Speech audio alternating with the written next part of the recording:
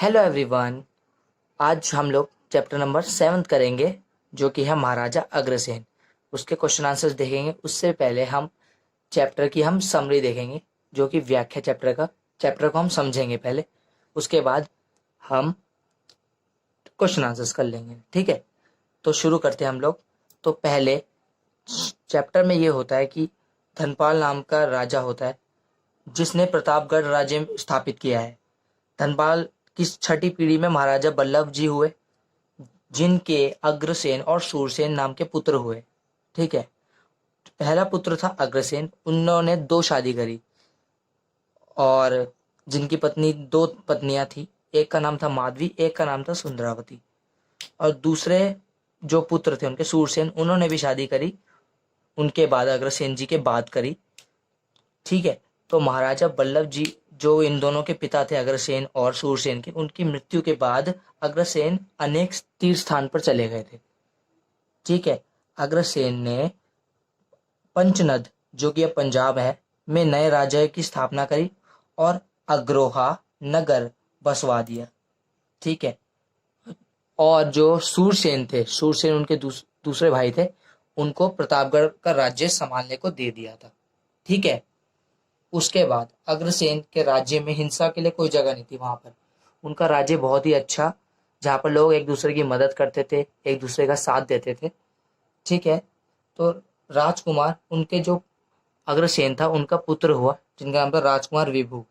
ठीक है, संतान की खुशी में उन्होंने अग्रसेन ने अश्वमेघ यज्ञ करवाया, लेकिन उन्होंने पशु बलि नहीं होने दी। पशु बलि का उन्होंने बहिष्कार करा। नारियल को ही उन्होंने यज्ञ का साधन बना दिया। तो वहां के जो लोग थे वो नवागंतुक लोगों की, व्यक्तियों की मदद करते थे, जो कि उनकी बहुत अच्छी बात है। और काफी समय बाद, उन्होंने राज करने के बाद, वो अपने पुत्र विभु को राज्य सौंप कर अपनी दोनों पत्नियों के साथ वनवास चले गए थे। सो गाइज, ये थी चैप्टर की समरी। अब हम आ जाते हैं उसके क्वेश्चंस पर। पहला प्रश्न है, अग्रोहा में बसने वाले नवागंतुक को सभी के द्वारा एक मुद्रा और एक ईंट क्यों दी जाती थी?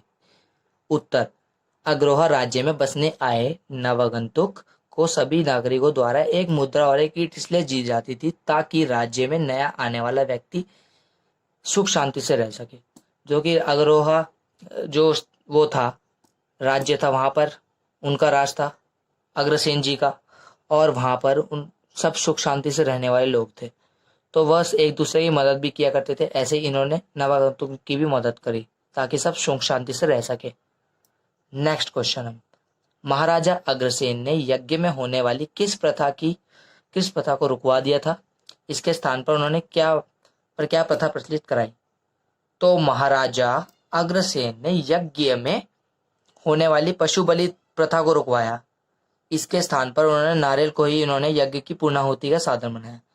वह अग्रसेन जो थे वो यज्ञ में पशु बलि के खिलाफ थे। उन्होंने इसलिए वो चीज रुकवा दी, और जहां भी ये हो रहा था उनके राज्य में, वो चीज सब हटा दी। इसके स्थान पर उन्होंने नारियल को ही यज्ञ की का साधन बना कर पूजन करा। तो ये दूसरा क्वेश्चन है। अब आ जाते हैं हम अगले क्वेश्चन पे। लास्ट क्वेश्चन जो है, खालिस्तान की पूर्ति करनी है हमें, खालिस्तान भरने। तो महाराजा अग्रसेन के राज्य में खालिस्तान का स्थान नहीं था। खालिस्तान यानी डैश का स्थान नहीं था। इसमें से क्या होगा? न्याय, हिंसा, संपत्ति, सुख। तो इसमें से हिंसा होगा। हिंसा, महाराजा अग्रसेन के राज्य में हिंसा का स्थान नहीं था। हिंसा का स्थान बिल्कुल नहीं था। वहां पर सब सुख शांति समृद्धि से रहते थे। अब आ जाते हैं ब वाला जो है, ब, अग्रोहा स्थान वर्तमान में डैश राज्य में है। किस राज्य में है अग्रोहा? पहले जो था, अब कौन से राज्य में? दिल्ली, राजस्थान, महाराष्ट्र, हरियाणा।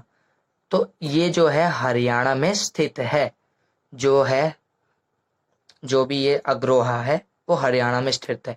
ठीक है, अब आ जाते हैं स जो है, स वाला में क्या है? अग्रवंशजों के विवाह में डैश के प्रयोग का आज भी परंपरा है। डैश के प्रयोग की आज भी परंपरा है। अग्रवंशजों के विवाह में किसके प्रयोग की आज भी परंपरा है? छत्र व दंड की, छत्र व चवर की, छत्र व दंड की, या छत्र व मुकुट की? तो इसका उत्तर है छत्र व चवर की परंपरा आज भी है। तो ये था कुछ क्वेश्चन आंसर जो महाराजा अग्रसेन के और समरी जो मैंने आपको बताई। So thank you guys for watching my video.